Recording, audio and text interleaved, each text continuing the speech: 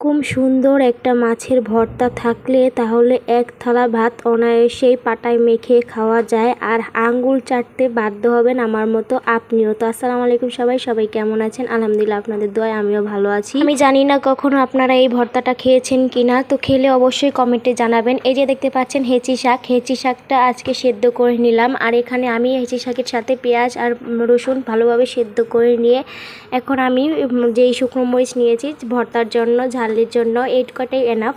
এই শুকনো মরিচগুলো আমি ভালোভাবে টেলে নেব। এরপর আমি এখানে টাকি মাছ ব্যবহার করেছি।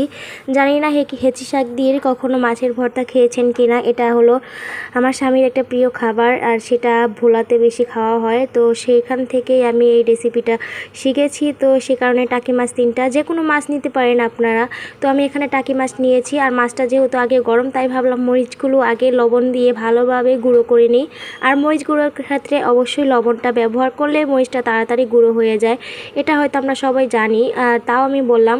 তো এখন আমি মরিচগুলো ভালোভাবে গুঁড়ো করে নেওয়ার পর যে ততক্ষণে মাছটা ঠান্ডা হবে, তো মাছটা আমি চেয়েছিলাম আগে বাটতে, কিন্তু মাছটা গরম হওয়ার কারণে আগে বাটি নেই। এরপর আমি হেঁচি শাকগুলো আর রসুনগুলো পেঁয়াজগুলো একসাথে সেদ্ধ করেছি।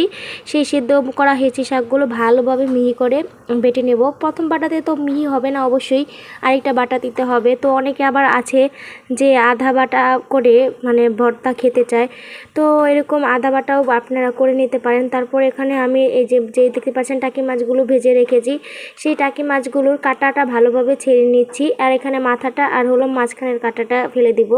তো আমরা আমাদের এলাকায় অন্য ভিন্নভাবে টাকি মাছ ভর্তা করি, আর ভোলাতে ভিন্নভাবে টাকি মাছ ভর্তা করে পাটায় বেটে। আর আমরা যেভাবে টাকি মাছ ভর্তা করি সেটাও একদিন মানে তোমাদের সাথে রেসিপিটা শেয়ার করব। আমরা আসলে হাতে মেখে তারপর টাকি মাছ ভর্তা করি শুকনো মরিচ দিয়ে বেশি করে।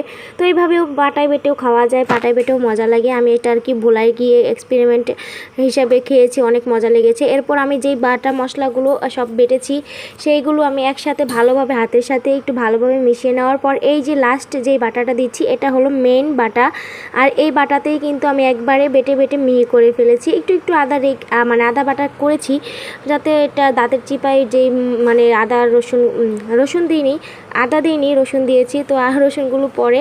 তো এই যে দেখো আমার ভর্তা রেডি। তো এটি ভর্তাটা দেখো হাতে নিয়ে তুমি বলের মতো খেলতে পারবে, তাহলে বুঝবে যে ভর্তাটা পারফেক্ট হয়েছে।